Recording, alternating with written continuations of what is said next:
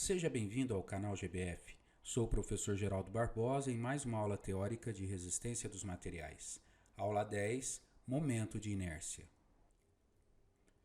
Determinação do centro de gravidade. Definimos o centro de gravidade como sendo um corpo qualquer, comporta-se como se o peso dele estivesse concentrado num único ponto, e esse ponto é conhecido como centro de gravidade ou baricentro.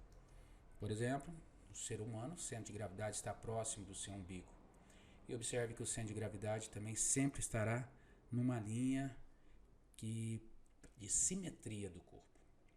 Observe a figura, nós temos um corpo qualquer, os eixos x, y, z, definimos como centro de gravidade aquele ponto onde o peso estaria atuando ali, estivesse concentrado. Na verdade, nós sabemos que o corpo é dividido por infinitas partes e cada parte é atraída pela gravidade. Tem uma força gravitacional atuando nessas partes todas. Vamos pegar um elemento 1, que vai estar na posição x1, y1. Um elemento 2, de volume desse corpo, está na posição x2, y2 e assim por diante. O elemento iésimo vai estar na posição xi, yi. O momento da força-peso é igual ao somatório dos momentos de todos os pesos desses elementos que nós dividimos o corpo. Então, por exemplo, o momento em relação ao eixo y vai ser P vezes a distância da linha de ação da força até o eixo y, que é o x do centro de gravidade, que nós denotaremos por x barra. Então, o momento dessa força-peso em relação ao eixo y, que é P vezes x barra, tem que ser igual ao somatório dos momentos de todos os pesos em que dividimos esse corpo. Então, vai ser o ΔP1 x1 mais ΔP2 x2 mais ΔPI xi. Enfim, o Px barra é o somatório do ΔPI xi com i variando de 1 até infinito. Esse somatório variando de 1 até infinito podemos trocar por uma integral, que vai ser a integral de x dp. Peso é a massa do corpo, é o peso do corpo, que é o produto da massa pela aceleração da gravidade. dp é o peso dos elementos que nós escolhemos aqui, que vai ser o produto da massa dele, que é um dm vezes o g. Supondo o campo gravitacional constante, podemos cortar o g. A massa é o produto da densidade pelo volume. Logo, o dm vai ser o produto da densidade ρ vezes 1 dv. Supondo que o corpo é homogêneo, ou seja, a densidade seja constante, podemos cortar. E o volume desse corpo podemos trocar como sendo a área da base vezes a altura. Vamos supor que seja uma placa. A área da base vezes a altura. A área da base, que é dA vezes a altura. Supondo a espessura constante, cortamos os H's. Teremos que o x barra vezes A é a integral de x dA. A equação vai ser muito útil para nós aqui na resistência dos materiais. Por analogia, o y barra vezes A é a integral de y dA. Centro de gravidade de um triângulo, seja o triângulo de base B, altura H, vamos pegar um elemento de área aqui, um dA, cujo lado é A e essa altura aqui é um dy. Fazendo semelhanças de triângulo, o triângulo de base A, semelhante ao triângulo de base B, teremos que A está para B, assim como H menos Y, que é a altura desse triângulo, está para H, que é a altura do triângulo de base B. Isolando A, teremos que A é igual a B sobre H, que multiplica H menos Y. Pela definição, pela demonstração anterior, o y barra vezes A é a integral de y dA, com y variando de 0 até Hzinho, de 0 até H. O dA é A vezes o dy, então no lugar do dA colocaremos A vezes dy. E o A vamos substituir por essa expressão, B sobre H, que multiplica H menos Y. Fazendo devido ao algebrismo, o B podemos cortar, esse H podemos passar para cá, fica H ao quadrado, então fica y barra H ao quadrado sobre 2.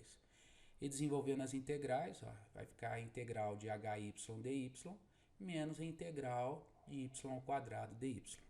Resultando essa integral aqui vai ser H sobre 2, H ao quadrado sobre 2. Por quê? Vai dar H sobre 2 vezes H h ao quadrado sobre 2. Essa outra integral é h ao cubo sobre 3. Tá? H ao cubo sobre 3, olha, h ao cubo sobre 3. Aqui nessa integral vai dar h ao quadrado sobre 2, que multiplica h, vai dar h ao cubo. Cortando tudo por h ao quadrado, simplificando, chegaremos que o y barra será 1/3 da altura. Então, o y do centro de gravidade dista 1/3 de h da base de um triângulo. Centro de gravidade de um semicírculo. Vamos pegar um semicírculo. Aqui um elemento de área, que é R. Esse lado é dr, que é o raio R. Aqui é o ângulo θ. Uma variação do ângulo infinitesimal, um dθ. Então, esse lado aqui é o arco, é R dθ. E aqui é um dr. Logo, esse dA vai ser R dr dθ. É o valor do dA. Temos um eixo de simetria. Logo, o x barra vai estar em cima desse... O centro de gravidade vai estar em cima desse eixo de simetria. Então, o x barra vale 0. Demonstramos que o y barra vezes a é a integral de y dA. Observe que o y é r seno θ. Aqui nesse ponto que nós estamos pegando, infinitesimal, é r seno θ. Então, no lugar do y, vamos colocar r seno θ. E no lugar do dA, vamos colocar r dr dθ. Dois diferenciais, integral dupla. Daqui nós temos a integral de seno de θ dθ, com θ variando de 0 a π, de 0 até π, que é um semicírculo, e integral de r ao quadrado dr. A integral de seno de θ é menos cosseno de θ, variando de 0 a π. E integral de r ao quadrado é r ao cubo sobre 3. Integral menos cosseno de θ variando de 0 a π, isso vai dar 2. 2r ao cubo sobre 3. Isolando y barra, teremos que vai ser 4r sobre 3π. Este é o y do centro de gravidade de um semicírculo. Primeiro momento de área. Imagine uma superfície de área A e aqui um elemento de área dA. Dista x do eixo y e esse elemento dista y do eixo x e dista ρ do centro das coordenadas x, y. Definimos primeiro momento de área e esse primeiro momento de área não tem significado físico. O primeiro momento de área em relação ao eixo y é o produto do x barra pela área, que é igual à integral de x dA. Definição. O primeiro momento de área em relação ao eixo x vai ser o y barra vezes a integral de y dA, como nós demonstramos. Assim, definimos o primeiro momento de área, simbolizado pela letra Q, que não tem significado físico. O segundo momento de área, também conhecido como momento de inércia, esse já tem um significado físico. É a inércia rotacional, é a resistência que um corpo apresenta à rotação em torno de um eixo. Então, nós temos aqui essa superfície de área A. Definimos que o momento de inércia em relação ao eixo x é a distância y ao quadrado dA, integral de y quadrado dA. E o momento de inércia em relação ao eixo y é a integral de x quadrado dA. Veja que é o segundo momento de área, elevado ao quadrado, comparado com o primeiro. Isso aqui é inércia rotacional, significado físico. É a resistência que essa superfície, esse corpo apresenta à rotação em torno de um eixo. Primeiro momento de área aqui é de um retângulo em relação à base. Então, vamos pegar um retângulo de base B, altura H, olha o elemento de área dele aqui, ó, que vai ser B vezes um dy. Definimos então que o primeiro momento de área em relação à base vai ser o y barra vezes A, que é igual à integral de y dA.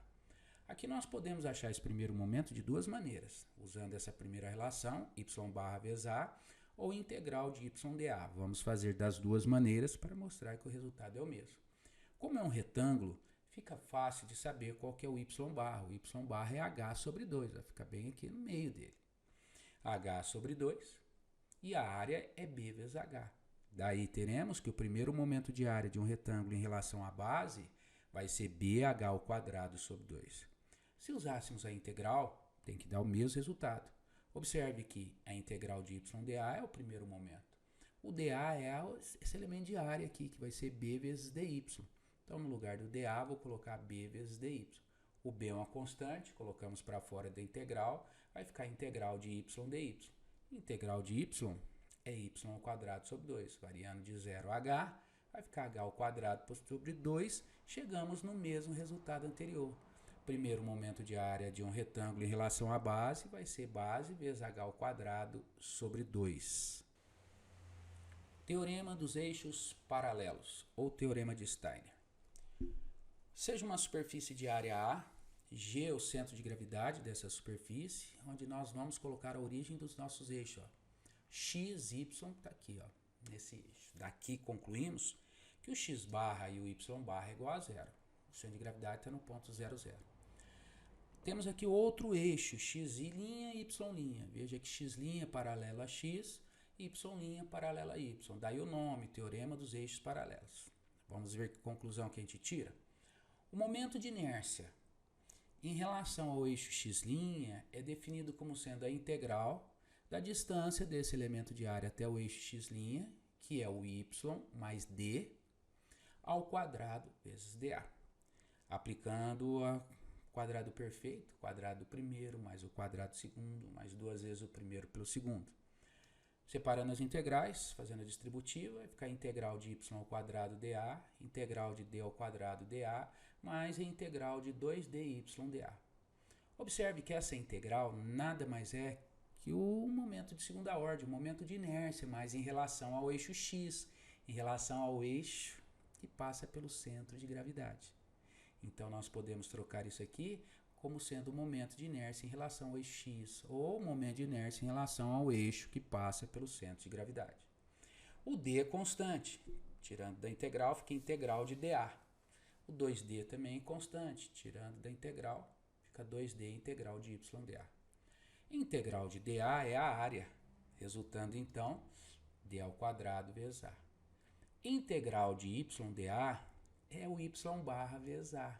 Só que neste caso o y barra vale zero, então essa parcela aqui vale zero. Daí chegamos no teorema, que o momento de inércia em relação ao eixo x' é igual ao momento de inércia em relação ao eixo que passa pelo centro de gravidade, mais a distância ao quadrado entre os dois eixos, vezes a área. Este é o teorema de Steiner, que também vai ser muito útil para nós, o nosso curso de resistência dos materiais. Momento de inércia de um retângulo.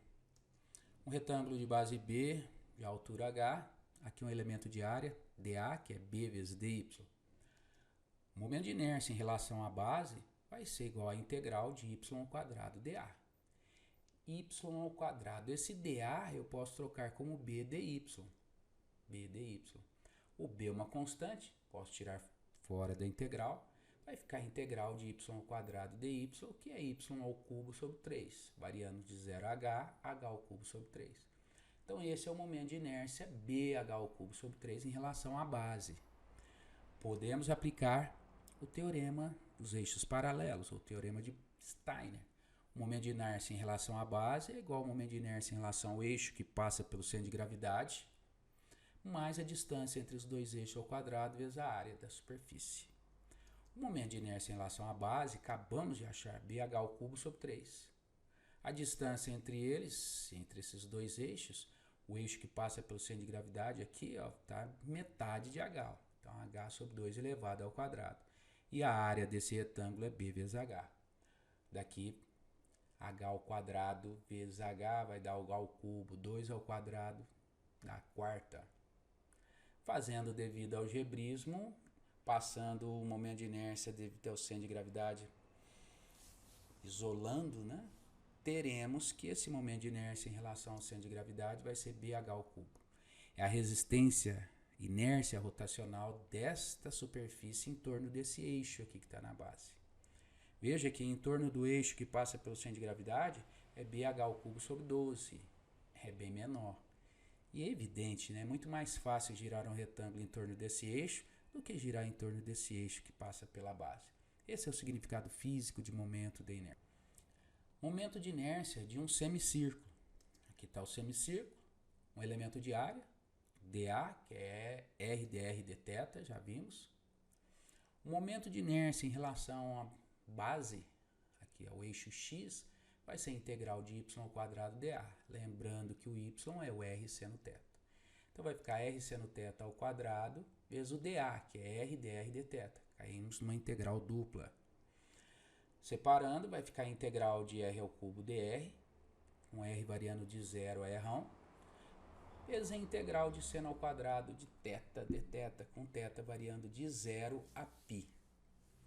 Daqui temos que essa integral vai ser r à quarta sobre 4, vezes a integral de seno ao quadrado dθ. Integral bem conhecida, que vai ser π sobre 2, resultando em πr à quarta sobre 8. Como o raio é o diâmetro dividido por 2, se trocarmos o raio pelo diâmetro, vai dar π vezes o diâmetro à quarta sobre 128.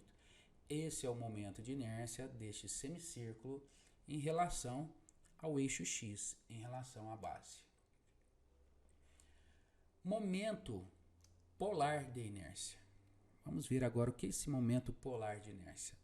O momento polar de inércia, observe aqui que nós temos um disco, um eixo, um tubo, tá? De raio C, e aqui é o ρ. E um elemento de área aqui, ó, dA. Definimos momento de inércia polar, momento polar de inércia, como sendo a integral de ρ quadrado sobre dA. Veja que agora a distância estão pegando em relação ao centro, ó. Daí o nome polar, estamos pegando a coordenada polar. Observe então que esse dA é 2πρ dρ. Esse elemento de área aqui, se fosse um retângulozinho aqui, ó, de comprimento 2πρ e lado dρ. Tirando as grandezas constantes para fora da integral, vai ficar a integral de ρ ao cubo dρ, que vai dar ρ à quarta sobre 4, com ρ variando do raio interno até o raio externo. Daí nós temos π sobre 2, que multiplica o raio externo à quarta menos o raio interno à quarta. Se o nosso eixo for um eixo maciço, o raio interno vale 0. Valendo 0, nós achamos então o momento polar de um eixo maciço, que vai ser o raio C. O C interno vale 0 e o C externo é C. Ficaria em momento polar π vezes o raio à quarta dividido por 2. Com isso, nós encerramos mais uma aula. Inscreva-se no canal, dê um like se você gostou, um dislike se você não gostou e deixe comentários dizendo que você gostou e do que você não gostou. Esse é um canal de educação, ajude esse canal a crescer. O nosso país está precisando de muita educação. Até a próxima aula.